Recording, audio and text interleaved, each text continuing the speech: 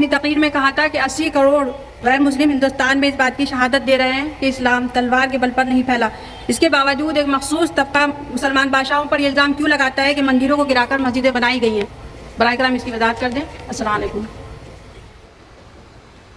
बहन ने अच्छा सवाल किया कि जब 80 करोड़ गैर मुस्लिम शहादत दे रहे, क्या इस्लाम में ज़बरदस्ती किसको दाखिल नहीं किया गया था, तब भी क्यों लोग कहते हैं कि मुसलमान बादशाहों ने मंदिर गाइड बोलेंगे कि ताजमहल किसने बना? बचा है ये राजा भोज ने बनाया। तो मैं जब दिल्ली गया था तो एक फॉरेनर था, उसे गाइड कह रहा था कि राजा भोज ने बनाया। तो कहता बेवकूफ़, मैं हजारों मील दूर से आ रहा हूँ, पूरी तहकीक के साथ किसने ताजमहल बनाया, अभी आप मुझे कह रहे हैं कि राजा भोज ने बनाया। तो इस तरीके से तारीख को बदल रहे। कुतुब बना किसने बनाया? एक नया नाम लेते हैं। तो ये एक साजिश है तारीख को बदलने के लिए। इसीलिए हम देखते हैं कि प्रीवियस गवर्नमेंट जो थी, हमारे जो स्कूल की किताबों में गलत चीज, इसको saffronization of the Indian text books, मतलब भगवा, जो हिंदू मजहब के बारे में और इस्लाम मजहब के बारे में गलत फहमी फैलाना, ये प्रीवियस गवर्नमेंट। इसीलिए जब इस टाइम जब डेमोक्रेटिक फ्रंट आई, मैं कोई पॉलिटिकल स्पीच नहीं दे रहा हूं, इस गवर्नमेंट ने वो तब्दीली को बदल दी। तो हमें ये पता लगता है कि जानबूझ के गलत फहमी फैला रहे हैं। ये बात मैं तस्लीम करता हूं। चंद मिसाल के तौर के ऊपर, अगर हिटलर ने 6 मिलियन यहूद को जिंदा जलाया, हम ये नहीं कह सकेंगे कि ईसाईयत उसकी जिम्मेदार है। वो हिटलर एक गलत ईसाई था, इसलिए उसने किया। तो इस तरीके से चंद मुसलमान राजा ने गलतियां की होंगी, लेकिन ये कहना कि सब मुसलमान राजा या अक्सर मुसलमान राजाओं ने ये किया कि मंदिरों गिराया, ये बिल्कुल गलत बात है और ये तारीख इसकी गवाही देती ही नहीं। और जानबूझ के कुछ लोग पॉलिटिक वोट बैंक की वजह से तारीख को बदल रहे, जो अल्हम्दुलिल्लाह सुम्मा अल्हम्दुलिल्लाह अभी फिर से उसे सही किया जा रहा है। Hope that answers the question. अस्सलाम वालेकुम, मेरा नाम अब्दुल सलाम खान है। मेरा एक छोटा सा सवाल है कि इससे पहले अभी आपने लेक्चर में फरमाया था कि अहले हिनूद की किताबों में हुजूर सल्लल्लाहु अलैहि वसल्लम का जिक्र कई जगहों पे आया है। क्या वो किताबें इल्हामी किताबें हैं या वो इल्हामी किताबें कही जा सकती हैं? अगर वो इल्हामी किताबें हैं तो उनकी आज क्या मानना या ना मानना उस किस हद तक हमको जायज़ है? भाई साहब ने अच्छा सवाल किया कि क्या हिंदू मजहब की किताब, हिंदू किताब है आप क्या ना, हिंदू मजहब की किताब। मैंने हवाला दिया अल्लाह के वैदानियत के बारे में हिंदू मजहब की किताबों से, यह हवाला दिया मोहम्मद सल्लल्लाहु अलैहि वसल्लम का जिक्र। तो भाई साहब का सवाल है क्या ये इल्हामी किताब, अल्लाह की नाजिल की हुई किताब है क्या? नहीं। अल्लाह सुब्हाना व तआला फरमाते हैं कि अल्लाह की किताब कुरान मजीद में सिर्फ 4 वही का जिक्र है नाम से, तौरा, ज़बूर, इंजील और कुरान। तौरा वो वही है जो मूसा अलैहिस्सलाम पे नाजिल की गई थी, ज़बूर दाऊद अलैहिस्सलाम पे नाजिल की गई थी, इंजील ईसा अलैहिस्सलाम पे और कुरान मोहम्मद सल्लल्लाहु अलैहि वसल्लम पे। नाम से सिर्फ 4 इल्हामी किताब का जिक्र है कुरान मजीद में। लेकिन अल्लाह ताला फरमाते सूरह रअद में, सूरह नंबर 13 आयत नंबर 38 में, अल्लाह ताला फरमाते लिकुल्ली अजलिन किताब, कि हर दौर में, हर एज में हमने एक किताब नाजिल की, मतलब हर दौर में अल्लाह ने एक किताब नाजिल की। तो इस कुरान की आयत से ये पता चलता है कि सैकड़ों किताबें नाजिल की गई थी, लेकिन सिर्फ 4 किताबों का जिक्र है नाम से। मिसाल के तौर पे जिसका जिक्र नहीं है, सूफ इब्राहिम, वो भी किताब नाजिल है, इब्राहिम अलैहिस्सलाम को नाम का जिक्र नहीं है। तो आप मुझसे पूछ रहे क्या ये हिंदू मजहब की किताब हम कह सकते हैं कि वो अल्लाह की नाजिल हुई किताब है? आप मुझसे पूछेंगे तो मैं कहूंगा मुझे पता नहीं, हो भी सकते नहीं भी हो सकते, क्योंकि कुरान में हिंदू मजहबी किताब वेदा, भगवत गीता, रामायण का जिक्र नहीं। मैं ये नहीं कह सकता हूं कि वो नाजिल हुई किताब है। हो सकता है, हो भी नहीं सकता, क्योंकि सही हदीस में कहा जिक्र नहीं वेद का या उपनिषद का या भगवत गीता। मैं ये कह सकता हूं कि हो सकती है, लेकिन अगर ये वेदा, भगवत गीता, उपनिषद अगर नाजिल की हुई किताब है भी तो वो उस वक्त के लिए, क्योंकि जितने किताब कुरान मजीद के पहले आए, अल्लाह ताला फरमाता है और सही हदीस में है, सही बुखारी के, कि वो सारे किताबें उस वक्त के लिए थी और एक महदूद वक्त के लिए थी और उन लोगों के लिए थी। तौरा नाजिल की गई थी उस वक्त के लिए, उन लोगों के लिए। इंजील नाजिल की गई थी सिर्फ यहूदियों के लिए और उस वक्त के लिए। तो जितनी भी किताब कुरान मजीद के पहले आए वो उस वक्त के लिए थी और उन लोगों के लिए थी। तो अगर मान भी लेते हम कि वेदा अल्लाह की किताब है, अगर हम मान भी लेते हैं भगवत गीता अल्लाह की किताब है, जितने भी किताब पहले आए क्योंकि वो महदूद वक्त के लिए थी, उन्हें अल्लाह सुब्हाना व तआला ने महफूज नहीं रखा, क्योंकि अल्लाह की आखिरी किताब कुरान मजीद ता क़यामत तक है। अल्लाह ताला फरमाते सूरह हिजर में, सूरह नंबर 15 आयत नंबर 9 में, कि हमने ये किताब नाजिल की है और हम इसकी हिफाजत करेंगे। कुरान मजीद में तब्दीली आ ही नहीं सकती। अल्लाह ताला ने अपने आप पे जिम्मेदारी ली कि उसे कोई भी तब्दील नहीं कर सकता। लेकिन जितने पहले किताब है, तौरा, ज़बूर, इंजील, और जिसका नाम भी नहीं है, वो तब्दीली हो चुकी। तो अगर आप मान भी लेते कि भगवत गीता वेद अल्लाह की नाजिल की किताब है, अगर मान भी लेते मिसाल के तौर पे, तो उस वक्त के लिए थी और उन लोगों के लिए है। आज की तारीख में सारी इंसानियत, चाहे वो हिंदुस्तान में जी रही है, अमेरिका में, सऊदी अरेबिया में, सारे इंसानों का अमल होना चाहिए आखिरी किताब, और वो है Quran Majeed. Hope that answers the question. हाँ जाकिर साहब, मेरा नाम राजीव सक्सेना है, मैं यहाँ बिजनेस करता हूँ लखनऊ में। मेरा एक सवाल है कि कुरान मुकम्मल ज़ाब्ता हयात है, ये हम सब मानते हैं, मगर क्या वजह है कि आपने फरमाया कि 130 करोड़ मुस्लिम इस दुनिया में हैं, मगर कोई मुल्क एक भी ऐसा नहीं है जहाँ पे लॉ ऑफ द लैंड शरिया कानून के लिहाज से हो। तो ये क्या वजह है कि मतलब कुरान पाक की तिलावत करी जाती है, एक ज़ाब्ता हयात है, बार बार दोहराया जाता है, लेकिन उसे फॉलो एज इट इज़ कोई नहीं करना चाहता, ये क्या वजह है? राजीव भाई ने एक अच्छा सवाल पूछा कि 130 करोड़ मुसलमान हैं दुनिया में, कई मुसलमान ममालिक है, बट कई भी मुल्क में इस्लाम की शरीयत पूरे मुकम्मल तौर से अमल में नहीं आती, अमल नहीं होती। कुछ हद तक मैं आपसे सहमत हूं कि ठीक 100% पूरी शरीयत मेरे इल्म में कोई भी मुल्क में पूरी 100% से अमल में नहीं आती, लेकिन जो भी मुल्क में जिस शरीयत का हिस्सा उसका अमल जहां हो रहा है, वहां सबसे ज्यादा आप देखेंगे अमन है, और सबसे ज्यादा उस शरीयत के मामले में फायदा है। मिसाल के तौर पे सऊदी अरेबिया में क्रिमिनल लॉ फॉलो होता है।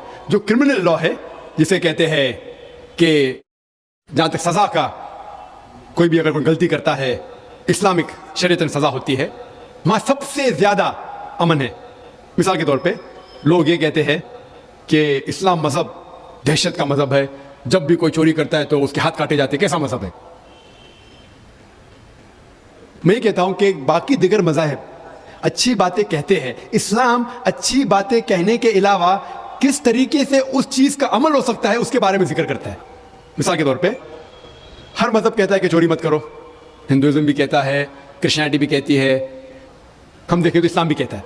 लेकिन इस्लाम में यह फर्क है कि ये कहने के बाद कि चोरी मत करो, ये तरीका बताता है कि किस तरीके से माशरे में चोरी नहीं हो सकती। इस्लाम कहता है कि हर अमीर इंसान जिसके पास 85 ग्राम सोना से ज्यादा दौलत है, 7.5 तोला सोना से ज्यादा दौलत है, उसे हर साल 2.5% ज़कात देना चाहिए। अगर हर अमीर इंसान ज़कात दे तो गुर्बत दुनिया से हट जाएंगी, मिट जाएंगी। कोई भी इंसान कभी भी भूख से नहीं मरेगा। इसके बाद अल्लाह ताला फरमाते हैं सूरह माइदा में सूरह नंबर 5 आयत नंबर 38 में, आयत नंबर 38 में, कि कोई भी अगर चोरी करता है, चाहे वो मर्द या औरत हो, चोर या चोरनी हो, सजा के तौर पे उसके हाथ काट डालो। लोग बोलेंगे हाथ काटना इस साइंटिफिक एज में, आज की तारीख में एकदम दहशत का मजहब है। लेकिन हम ये जानते हैं कि आज की तारीख में जो अमेरिका के ऊपर हम देखते हैं, अमेरिका इतना एडवांस मुल्क है, इतना तरक्की करने वाला मुल्क है, आप शायद ये नहीं जानते कि वो एक मुल्क है जहां ज्यादा से ज्यादा चोरी होती है। जो मुल्क नंबर 1 टॉप रैंकिंग में आते हैं उसमें से एक है अमेरिका, जहां ज्यादा से ज्यादा चोरी होती है। मैं ये पूछना चाहता हूं, अगर हम शरीयत लागू करें अमेरिका में कि हर अमीर इंसान 2.5% ज़कात दे, उसके बाद कोई भी चोरी करे हाथ काट देना चाहिए, तो ये चोरी अमेरिका में बढ़ेंगी, वहीं के वहीं रहेंगी या घटेंगी? क्या होंगी? घटेंगी। आप शरीयत लागू करो और फौरन आपको रिजल्ट मिलेंगे, नतीजा मिलेगा। हम देखते हैं कि सऊदी अरेबिया जहां ये क्रिमिनल लॉ लागू है, वहां सबसे कम चोरी होती है। क्यों? क्योंकि इस्लामिक शरीयत है। उसी मुल्क में अगर हम देखते हैं हर मुल्क में लड़कियों को छेड़ा जाता है, लड़कियों का बलात्कार किया जाता है, औरत का बलात्कार किया जाता है। इस्लामिक शरीयत में हिजाब फर्ज है, औरत हिजाब करे, मर्द अपना हिजाब करे। उसके बाद कोई भी आदमी कोई औरत का बलात्कार करता है, उसके लिए सजाए मौत।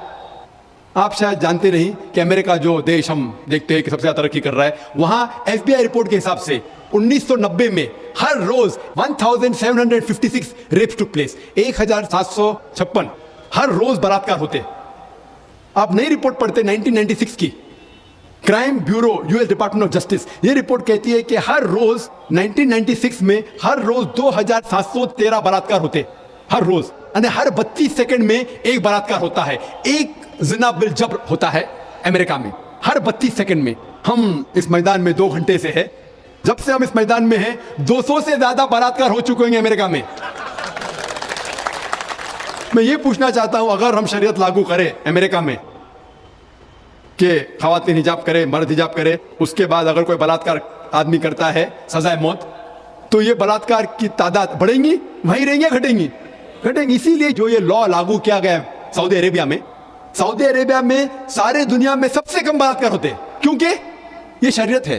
तो जो भी शरीयत का हिस्सा जो भी मुल्क में लागू किया गया है, वहां आप फौरन इमीडिएट आप नतीजा पाएंगे। ये मैं मानता हूं कि आज कोई भी देश, मैं ये नहीं कहता हूं कि सऊदी अरेबिया पूरी शरीयत 100% अमल में ला रही है, मैं ये नहीं कहता हूं, लेकिन जो भी हिस्सा शरीयत का कोई भी मुल्क अगर उसको लागू करता है अपने मुल्क में, फौरन नतीजा मिलता है। इसीलिए आज की तारीख में मैं तस्लीम करता हूं कि आज की तारीख में कोई भी मुल्क नहीं मेरे इल्म में जहां शरीयत पूरी तरीके से लागू हो चुकी। कुछ मुल्क में क्रिमिनल लॉ है, कुछ मुल्क में इकोनॉमिक लॉ है, जो भी शरीयत का लॉ आप अप्लाई करेंगे वहां आपको नतीजा मिलता है। अगर आप देखना चाहते हैं सबसे अच्छी मिसाल, वो मिसाल है मोहम्मद सल्लल्लाहु अलैहि वसल्लम के दौर में, खुलफा राशिदीन के दौर में, मोहम्मद सल्लल्लाहु अलैहि वसल्लम के दौर में, और उनके बाद हजरत अबू बकर, हजरत उमर, हजरत उस्मान, हजरत अली रज़ियल्लाहु अन्हु, इनके दौर में अल्हम्दुलिल्लाह सुम्मा अल्हम्दुलिल्लाह सबसे बेहतरीन मिसाल है। आप देखेंगे कि तारीख में सारी शरीयत वहां लागू की गई थी, और इसीलिए लोग उनके जमाने में सबसे ज्यादा खुश थे। जोड़ने का ही काम करता हूं, जो आप by way of your spiritual, I had been to airport, we received you, I had been here yesterday, I was today again in your conference, and I am here right from beginning. During the entire session, what conclusion I have arrived from your lectures about three things. You have told Murti Puja is not acceptable. That is what I gathered from your. It is not acceptable even in the Vedas. You have quoted certain rituals, certain this one. आयत मैंने वहाँ की कुछ श्लोक आपने पढ़ी. Let me tell you, I am not aware of the Vedas and Upanishads. I am aware of little bit of Bhagavad Gita, which we take it priority even if much more weightage than the Vedas and Upanishads. Then you have told yesterday that other than Quran, please excuse me, I am not underestimating Holy Quran, not at all, my intention is not at all there. But you have told Keval Quran, He, you have added the word yesterday, He is the law of today which can rectify the people today. You have undermined the entire others, not even Bible, even Gita, everything. Nothing is relevant today, only Quran is relevant. I am coming to sir. Please excuse me, you will have to give me some time. Because I personally would like to meet you also. And then third, you have touched all 3 days, Kalki Puran, which you have told कि Paigambar is the last avatar. There will not be any avatar. For that also, you have given illustration from Vedas. Now let me tell you, sir. नहीं ऐसा है sir, मैं कर देता हूँ sir. 10 बज चुके हैं, फिर भी मैंने मौका दिया। अगर आप ज्यादा करेंगे, हमको यहाँ लॉ का इख्तियार रखना चाहिए नहीं। टाइम खत्म, इतना लंबा वक्त आपको माइक्रोफोन आने के लिए आप नहीं आया, 10 बजने के बाद आप खड़े होते और इतना लंबा सवाल पूछते, मैं जवाब देने को तैयार हूं। अगर पुलिस इजाजत देती मैं देता हूं। कोई बात नहीं, let my question be incomplete and let the answer be not why are you coming so late? I am sorry for this, my time did come. Complete your question, complete your question. No, if you permit, if you that everything but is saying, no problem. कल इंशाल्लाह भाई साहब पहला सवाल जवाब दूंगा आपको।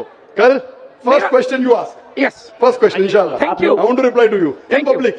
Thank you. In public, not privately. I am also going to put the questions in public, sir. Inshallah. I also put my question, entire question. Oh, sure. कुछ बातें रखी, मैंने उस बातों को लेकर के रात भर काफी मनन किया सर, और काफी मेरे मित्र जो कलकत्ते में पंडित है, विद्वान, उनसे से बात की, एंड विश्वास कीजिए sir, I could not sleep through out the night. आपसे मिलना चाह रहा था, सवेरे बहुत चेष्टा की, बट अनफॉर्चुनेट इतने आपका बेस्ट कार्यक्रम मिल नहीं पाया। बात करने के बाद में मैं आज अभी इतना सुकून महसूस कर रहा हूं आपके सामने अपनी बात रख करके कि आपने जो जो बातें कही 3 दिनों में, वो सब सही, और आपके निर्णय जितने भी से सब ठीक थे, कहीं आपने गलत नहीं कहा। मैंने जब प्रश्नों पर गौर किया तब मुझको ये समझ में आई कि मेरे को प्रश्न ही नहीं करना चाहिए था। इसके साथ में अब ये तो मेरे प्रश्न, मैं आपसे कुछ मेरा एक्सपीरियंस विद किशनगंज, मेरे बंधुओं के साथ में जो मैं यहाँ करता हूँ, शेयर करना चाहूंगा, और उसके लिए आपसे इजाजत है सिर्फ 2 या चंद मिनटों की। सर, मैं किशनगंज में जब भी रहता हूँ, मेरा अधिकतर समय मेरे भाइयों के साथ में बिकता है। मैं मुसलमान शब्द का इसलिए यूज नहीं कर रहा हूँ, मैंने यहाँ पर भाइयों के आगे मुसलमान शब्द का इस्तेमाल इसलिए नहीं किया सर, क्योंकि मैं अपने आप को उन्हीं के बीच कर पाता हूँ। सो मैं ये मुसलमान और हिंदू बोल के डिफरेंस नहीं करना चाहता हूँ। आपको एक छोटी मिसाल देता हूँ सर, हमारे यहाँ पर सैयद मजरूल हसन जी हैं, उनके रमजान के पवित्र महीने में हम यहाँ पर एक आयोजन करते हैं इफ्तार का। विश्वास मानिए सर, उस समय इतना पवित्र वातावरण रहता है यहाँ पर और इतनी खुशी लगती है, उसका पूरा दायित्व मजहर भाई हम लोगों के ऊपर दे देते हैं, हमारे और भी हिंदू मित्र हैं उनके ऊपर में देते हैं। और जब 5 बजे की नमाज होती है और उसके बाद का जो समय रहता है वो देखने के बाद में जब हम उन्हें इफ्तारी कराते हैं सर, तो विश्वास कीजिए मुझको लगता है कि मैं उनमें से एक ही हूँ, मैं अलग नहीं लगता हूँ। इतना अच्छा पवित्र वातावरण उसमें आज मेरे यहाँ पर बीइंग एन हिंदू, इवन अगर मुझे बोला जाए तो गुफरान भाई, शंभू भाई, मैं किन किन का नाम लूँ सर आपको, पप्पू भाई, हिंद मुस्लिम भाई, इतने भाई हैं मेरे, सब भाई हो जाते हैं। तो मैं इतना वातावरण अपने को पाता हूँ उसके साथ में। अभी छोटी मिसाल देता हूँ सर, आपने जो बीड़ा उठाया है हिंदू अलग दूसरे कास्ट में गलत धारणाओं को दूर करने का, उसके प्रयास में मैंने भी एक काम किया। एंड मैं इसलिए बोल रहा हूँ उसको कि अभी मेरे लड़के की शादी थी, मेरे समधी नेचुरली हिंदू हैं, उनके मन में काफी गलत धारणाएं बैठी हुई थी। मेरे यहाँ से कुछ मेरे खास मित्र बंधु वहां पर गए and let me tell you, 3 दिन उनके लौटने के बाद में उन्होंने मुझको फोन किया, बोले भूतरा जी आपके जो मित्र यहाँ पर आए थे उनसे मिल करके केवल उनकी प्रेजेंस से और उनसे थोड़ी बातों से हमारी काफी धारणाएं दूर हो गई। अब मैं उनके प्रति कभी भी मेरी कोई ऐसी बात नहीं रहती है जिससे, जैसे मसलन मान लीजिए मांसाहारी, थोड़ा इस तरह का उनका एटीट्यूड था। लेकिन जब उन्होंने देखा तब उन्होंने मतलब ये कहा, बोले कि इतने बढ़िया व्यवहार और इतनी बड़ी नेकी भाईचारा का व्यवहार, बहुत खुश हुए। तो मेरा कहना ये सर, इस्लाम के प्रति मेरी अच्छी धारणा है कि आज ये भाईचारा और ये फैलाने में बहुत बड़ी सार्थकता होती है इस्लाम में। और मैं तहे दिल से आपका स्वागत करता हूं सर। एंड मेरे पास अब कोई क्वेश्चन नहीं रह जाता सर, आपकी salute to you sir, thank you. माशाल्लाह भूतरा साहब माशाल्लाह करीब भाइयों में से है, और कल रात को वक्त की तंगी होने की वजह से उनने 3 सवाल किया था और मैं चाहता था जवाब दूं, लेकिन जहां तक ये लॉ का सवाल है कि 10 बजे खत्म होना चाहिए, इसे खत्म करना पड़ा। तो मैंने उनसे कहा कि पहला मैं आपको मौका दूंगा, एक नहीं 3 सवाल पूछने का। लेकिन भूतरा साहब ने कहा कि पूरी रात नहीं सोई, उनने कोशिश की, पंडितों से पूछे और चेक किया जो मैं चाहता हूं, और उन्हें इत्मीनान हो गया कि जो भी मैंने कहा सच कहा माशाल्लाह। और मैं आपका शुक्रगुजार हूं कि आपकी ये शहादत मेरे जवाब से और अच्छी है माशाल्लाह, मेरी तकरीर से अच्छी है। और यही मेरा हमेशा फलसफा रहा, मैं कभी भी नहीं चाहता हूं कि हिंदू मुस्लिम में कभी भी भेदभाव हो या कभी भी आपस में नफरत हो। जरूरी नहीं कि जो मैं बोलता हूं हर एक आदमी बात माने, और जो मेरी बात नहीं मानता है उसको मैं पहला मौका देता हूं ताकि जो हमारे दरमियान जो गलत फहमी है वो दूर हो। इसीलिए मुझे बहुत दुख हुआ कि मैं आपका जवाब न दे सका कल, बहुत दुख हुआ मुझे। कहूंगा सिर्फ हाँ जी बोलिए। मुझे याद है आपका प्रेस इंटरव्यू, जब आप जिस दिन यहाँ पर किशनगंज में आए थे तो किसी पत्रकार ने आपसे कहा था कि मंजिल एक है, रास्ते अलग अलग हैं क्या? तब आपने तुरंत उन्हें जवाब दिया रास्ते भी एक है। उस दिन से लेकर के कल उस विचार पर भी मैंने सोचा, तो वास्तव में आपका कथन एकदम सही है सर। मैं इसमें थोड़ी तब्दीली करता हूं अपने मन से कि मंजिल भी एक है सर, रास्ते भी एक है। हम हो सकता है रास्ते में अकेले चलने में थोड़ा घबरा जाते हैं, इसीलिए किसी का सहारा ले लेते हैं, मूर्ति पूजा या किसी का सहारा ले लेते हैं, बट कहीं दूर तक जाने के बाद में अल्टीमेटली आप और मैं और तू एक हो जाते हैं और फिर केवल रह जाता है हम। भाई साहब भूतरा साहब, आप बोलते कहीं ना कहीं आगे जाके एक होते, मेरी ख्वाहिश है कि यहाँ से एक हो। अगर यहाँ से एक हो जाए ठीक बात, तो बात ही कुछ और है। थोड़ा डर लगता है सर। मैं चाहता हूँ कि आपके साथ में ज्यादा वक्त बिता, कहीं आगे जाके एक हो तो बहुत दूर हो जाएगा, कभी हम रहे ना रहे। मेरी ख्वाहिश है कि हिंदू मुस्लिम यहाँ से एक हो। सर ऐसा है, हम आपके बनस्पत हो सकता है थोड़े कमजोर दिल के हो सर, रहने कमजोर इंशाल्लाह, इसलिए हमें किसी सहारे की दरकार पड़ती है। अब बाकी कहीं ना कहीं हम मिलते जरूर है सर आपसे। बहुत बहुत शुक्रिया। और जो आपके पहले जो भाई साहब ने सवाल भी किया था, जो जैन साहब थे, लोग को कभी कभी बुरा लगता है, मैंने ये कहा भाई आप भी मेरे कुरान में से कुछ ऐसी चीज बताओ जो आपके भगवत गीता आपके वेद से मिलते, वो मैं 100% मानूंगा। मैं डबल स्टैंडर्ड नहीं हूँ, लोग को लगता है क्योंकि मैं इससे बात करता हूँ, लेकिन जो लोग तहकीक करते वो मेरे करीब आते, जो लोग तहकीक नहीं करते वो हो सकता है मुझसे दूर जाते। लेकिन अक्सर जितने गैर मुसलमान मेरे तकरीर सुनते, अक्सरियत में बोल सकता हूँ कि मोर देन 80%, अल्हम्दुलिल्लाह 80% से ज्यादा, अभी वो 90 है क्या 85 वो मैं नहीं कह सकता हूँ, या 95 है, लेकिन 80% से ज्यादा माशाल्लाह जितने गैर मुसलमानों से मिलता हूँ, हो सकता है 90% से ज्यादा, वो जब जानते हैं कि मैं दोगलेपना नहीं करता हूँ, जैसे बाकी जितने धार्मिक के हैं, धार्मिक प्रचार करने वाले, मैं बोलता हूं आपने ये कि आप मानेंगे नहीं मानते, मैं कहता हूं कि धार्मिक किताबों पे अमल करो, और जो यकसा है कम से कम उस पर अमल करो, जो डिफरेंस है वो बाद में। क्योंकि जो आपने कहा मैं भगवत गीता से भी कोट कर सकता था, क्योंकि भगवत गीता है वो निचोड़ है वेद की।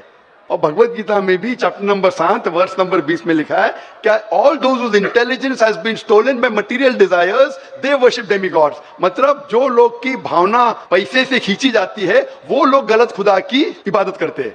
आप आगे पढ़ेंगे Bhagavad Gita chapter number 7 verse number 21, 22, 23 में श्री कृष्ण कहते हैं कि जो लोग गलत भगवान की पूजा करते हैं फिर भी जो एक ईश्वर है उनकी चीज को मान लेता है, उनके दुआ को कबूल करता है, लेकिन जो गलत ईश्वर की पूजा करते हैं वो गलत जगह जाएंगे, जो सही एक ईश्वर की पूजा करते हैं वो सही ईश्वर के पास आएंगे।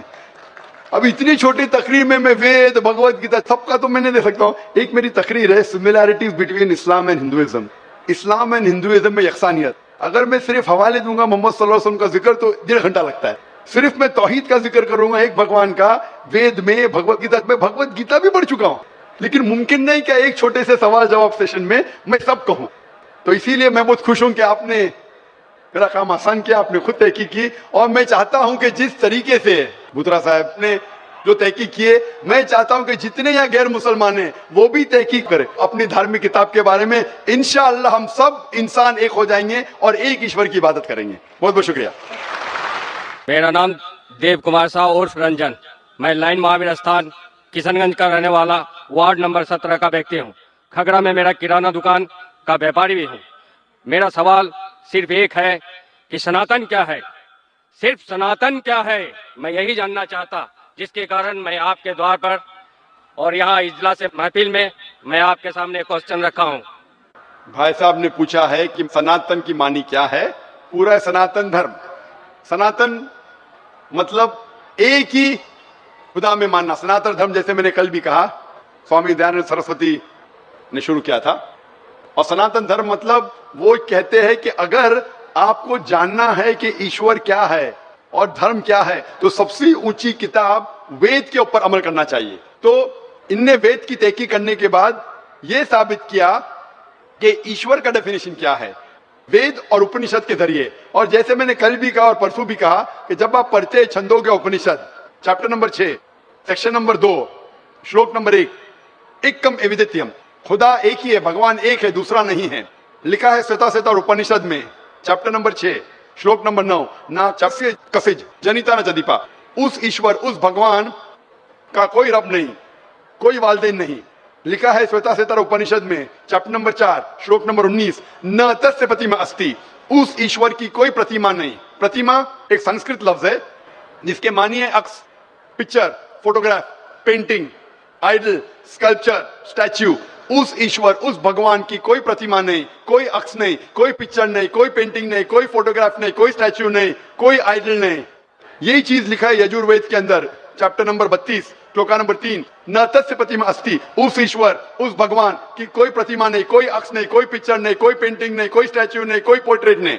और जो ब्रह्मा सूत्र हिंदुइज्म का एकम ब्राह्म द्वितीया नास्ते नैना नास्ते किंचन, भगवान एक ही है, दूसरा नहीं है, नहीं है, नहीं है, जरा भी नहीं है।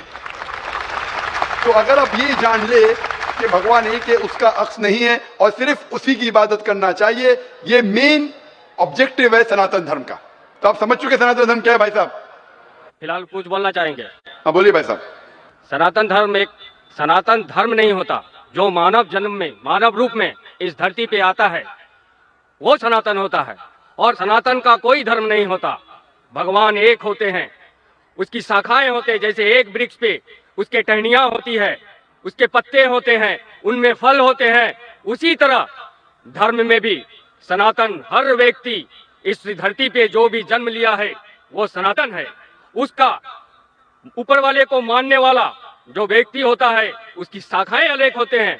भाई साहब भाई साहब भाई साहब, जो भी आप बात करते हैं, मैं जो बात करता हूँ हवाला देता हूँ, वेद यजुर्वेद चैप्टर 32 श्लोक नंबर 3। कुछ भी बोलूं, मैं बोलूं 2 + 2 5, 2 + 2 6, तो मुझे हवाला तो देना पड़ेगा ना। आप जो बोल रहे कुछ कुछ लिखा है मनुस्मृति, इसके अंदर जानता हूं मैं जो बात कर रहा हूं हवाला देके एकदम ब्रीफ में कह रहा हूं। आप जो बोल रहे मैं ये नहीं जानना चाहता हूं आप क्या मानते हैं। इसीलिए मैंने कहा कि धर्म को जानने के लिए धर्म के मानने वालों को मत देखो, धर्म के शास्त्रों को देखो। तो मैं यह सुनने के लिए नहीं आया हूं आप क्या मानते हैं सनातन धर्म में। मैं ये जानना चाहता हूं आपकी धार्मिक किताबें क्या कहती है। अगर मैं हर एक की बात सुनने लगूं, या लाखों लोग हैं, 5 से 10 लाख का मजमा है, कि वो क्या कहना चाहता है, तो फायदा क्या है। आप समझ रहे ना। तो जो भी आप जवाब देते हैं, अगर आप कहते हैं तो आप हवाला भी दो, आप हवाला दो भगवत गीता का, उपनिषद का, वेद का, फिर बात करो। खाली बात करने में क्या फायदा। हवाला दीजिए, बात कीजिए, फिर आपको पता चलेगा क्या सही और क्या गलत है।